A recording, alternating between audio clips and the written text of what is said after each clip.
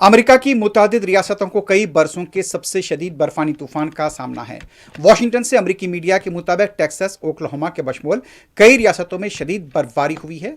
America भर में 14,000 से ज़्यादा परवाजें मनसूख कर दी गई हैं। मुतासरा रियासतों में बताया जाता है कि यहाँ पर 8 लाख से ज़्यादा सार्फिन बिजली से महरूम हैं। 40 रियासतों के तकरीबन 24 करोड़ से ज़्यादा लोगों के मुतासर होने का खदशा है। बर्फानी तूफान की वजह से 7 अफराद हलाक हुए हैं। गवर्नर कैथी ने कहा कि न्यूयॉर्क को कई बरसों के सबसे शदीद मौसम के तूफान का सामना है। Washington, New York, Texas, Oklahoma, new Jersey के बशमूल दर्जनों रियासतों में शदीद बर्फबारी, बारिश और सर्द हवाओं का असर देखा गया है।